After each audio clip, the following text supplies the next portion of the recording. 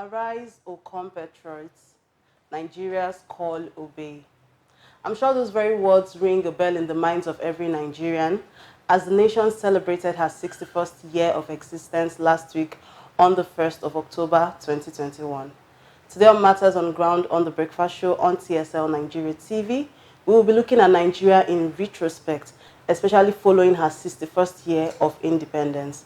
I'm Juan Adana, and I'm joined by my co-host Faith Imai and a very special guest that you'll be meeting after this break. Stick around.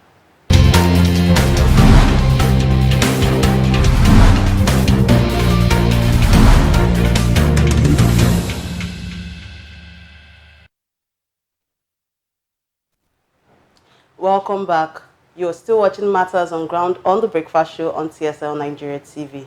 Like I said before the break, today we're looking at Nigeria in retrospect. We are joined by a special guest. He is a private legal practitioner as well as a social commentator in the person of Barrister Kingsley Omobehai Esquire. Good morning, sir. Good morning, thank you. Welcome very much. We're glad to have you join us today. Thank you very much. Now, like we all know, last week Friday was Independence Day in Nigeria. And I know when we were growing up, Independence Day used to be a very special day for us as a nation. But right now, I'm wondering, to you, Barrister, what does Independence Day represent? Is it still a day for celebration, or is it a day for sober reflection to you? Well, it is the way you lay your bed, you lie on it. Back in the days, Independence used to be a fun fair for growing children. A friend of mine told me, oh, back in the days, we used to eat rice in school during independence. But in reality, have we lost it? That made the children, right from those school age, have this sense of celebration of something, celebrating your country. It even made people more, they believed more in the system, in the country, because there was something to talk about, something to live for, something to want to contribute to. But what do we have today? It's almost every now and then we have independence, every year. People want to say it's a time for, some people will say it's sober reflection. I don't think so. It shouldn't be. Well, it is true that Nigeria, even though we're not at our best, would have done better. The best time to start planning for a better tomorrow would have been yesterday. But the second best time is now. It's not too late for us as a nation to start doing it right, so that our unborn children will have a Nigeria of their dream. We may not have had it as at today, but let those unborn meet a Nigerian that they can say, yes, our fathers did something to achieve this. Okay, Okay. So if it's not sober reflection or celebration for you, what then is it for you? A good time for, let's say, painstaking analysis. We sit and ask ourselves, we're 61. We're no longer toddlers. If Nigeria was a child or a human, Nigeria would have been a matured elder statesman by now. And not a time for us to start asking, how do we do this again? How do we do this? Okay, so now the thing is, we say sober reflection or celebration. Do you think the Nigerian leaders actually agree with the fact that there is nothing to celebrate right now? Do you think they actually want to take these pains and re-strategize? Because we are going to go further to where we had the president's Independence Day speech, which actually says otherwise. Do you think our Nigerian leaders feel that they are getting it right? Well, talking about our Nigerian leaders, it's unfortunate that leaders nowadays in our country think of themselves and themselves alone. We should be thinking of the Nigerian people. The purpose of leadership is service. You're supposed to, serve your people. So everything about leadership should be about the people, not about you. Should I celebrate? Should people around me? No. It's the people, the common man out there. How does the woman that sells gari in a local market out there, how does she feel today? Does she feel safe? The primary purpose of government is to provide security for its people. Are people feeling safe today? I can remember in my class group, somebody on Independence Day wrote that we may not be, at our peak, but we have cause to celebrate. And other people started responding to that person's message and said, look, talk about yourself. Don't talk about all of us. Don't talk about Nigeria. You may be safe where you are, but come to where I am. I can see fighter jets flying around my skies. I can see this and I can see that. My children don't go to school at the moment. If yours go to school at the moment, it doesn't mean that we are all at that level. I felt bad about it. Where did we miss it? If we did not get it 5-10 years ago, it's not too late to start now, and let us get it right. Okay, but I don't think the president and the presidency would agree with you, because one part of the independence speech, the president said that since 1999, no other government has been able to achieve what this current government has achieved in their 6 years in power, on the move to putting Nigeria back on track. What do you make of that, sir? I would not want to agree with Mr. President.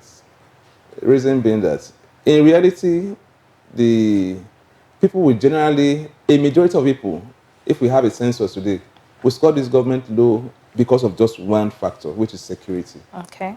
If we fix security, if we have security rights, every other thing will gradually. Nigeria is a country that runs on the private sector. This station is privately owned; it's not government owned, and it's doing so well. So, if the private sector is given an enabling environment to work, we'll get it and get it right. That's my opinion. Okay, sir. Okay, looking at the economic situation in the country, as a nation, we are 61, but our debt rate continues to go higher and higher by the day. We're running into trillions already as a nation. And, we had the president in his speech say that Nigeria came out of recession last year, the last quarter of 2020. But we're seeing that every day we continue to borrow and borrow and borrow. What do you think this economic situation, how do you think it affects the layman, apart from those in government, the presidents and the presidents? Well, I believe that the layman does not see anything good in all this grammar. Recession, no recession. When the country slided into recession, the average man, vulcanizer out there, did not know Nigeria was in recession. All he cared about is, do I have food on my table? Do I have security? The basic needs of man have not exactly been met by man. So it's Nigeria's economic woes right now.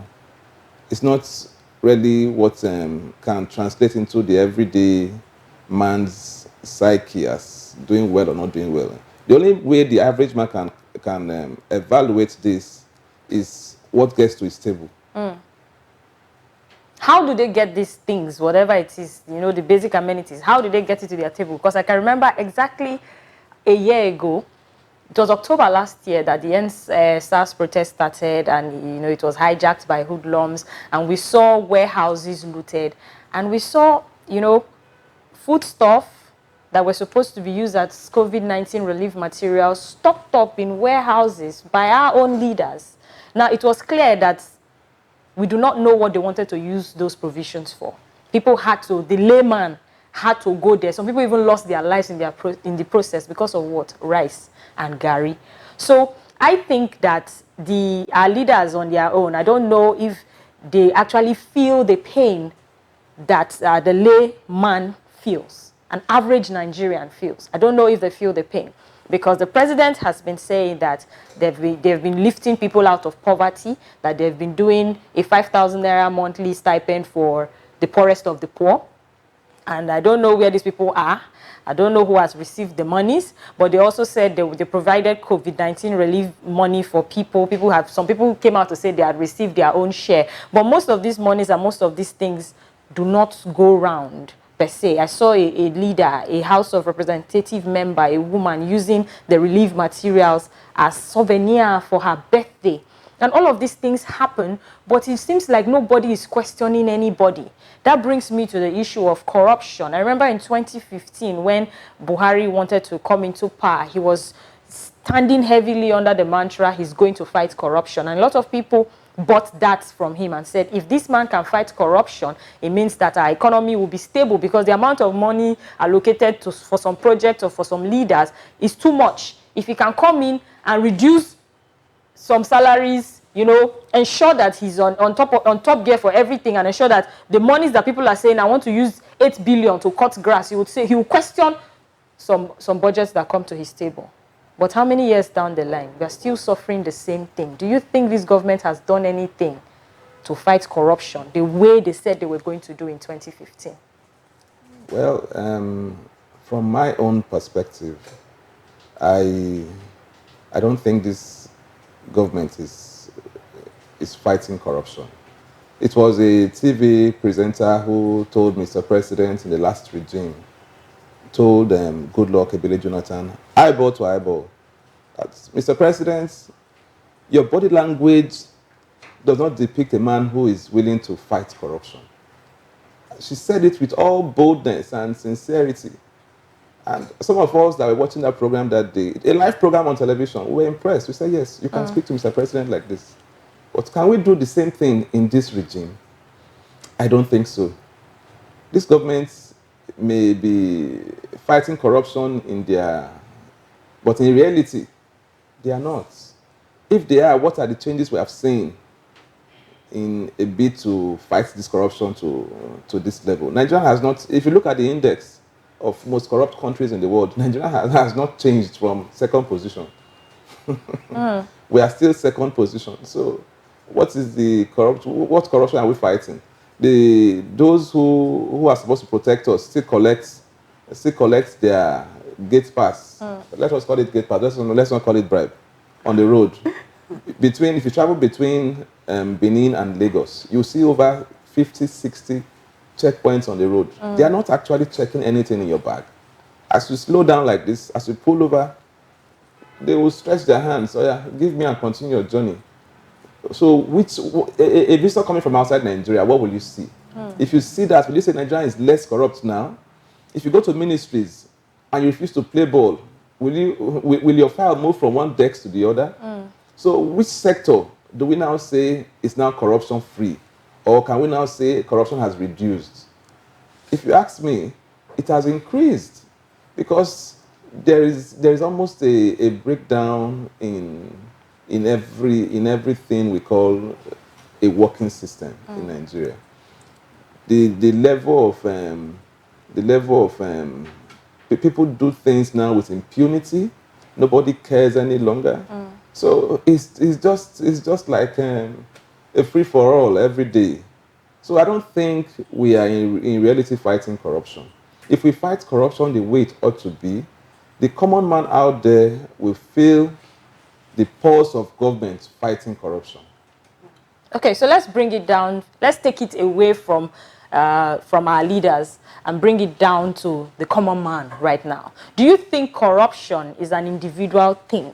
Because I've seen some people who are not governors of any state, they are not senators, they don't represent any constituency, but in the little space they find themselves, could be in their office, could be in the markets, could be anywhere, even the agberos on the road, we see that I saw a situation where somebody parked her car and an agbero jumped on her windshield and said, why are you parking in my area? You have to give me 100 naira or you won't move. And the lady was like, excuse me, when did you start owning roads? And she drove off with him on the windshield. So we see that happen. We also see people who claim to be educated in the office. Like you mentioned, the government ministries. When you go there, it's not Buhari or Minister of Finance that asks you to collect money from somebody that came for a job or something, or a contractor or something. That's the They didn't ask you to collect money. So that was your decision. And if you stand and say, hey, look, I'm not taking this money, you discover that your colleagues in the office and every other person will start having bad blood against you. And it seems like you have to go with the flow. So some people don't even want to be corrupt, but they end up being corrupt because of the system and the situation they find themselves in. So do you think that corruption is an individual thing or is only on our leaders? The truth is that if we talk about corruption, it may start with the leaders, but it does not end there. The man who drives against traffic deliberately, you cannot do it without knowing. Endangering the life of the other man is as corrupt as the man who takes billions out there. And nowadays, in our society nowadays, you may even be booed for asking somebody to do the right thing. It has gotten that bad. I was driving some time ago. A guy was driving against traffic, and I stopped directly in front of him. I said, please, why not just go back?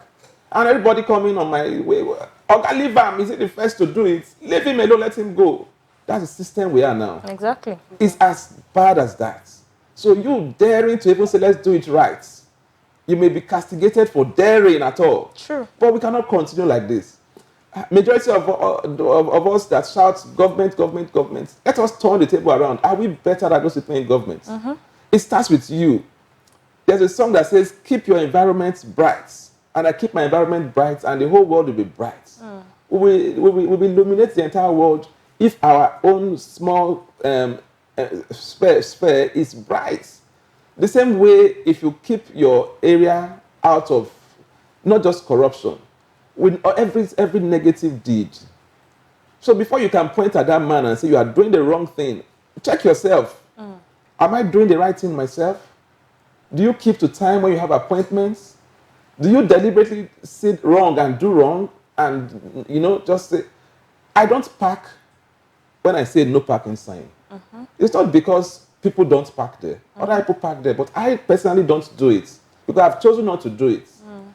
Well, as a country, if we must grow and get it right, I think, like I said before, the best time to have started is yesterday, but the second best time is now.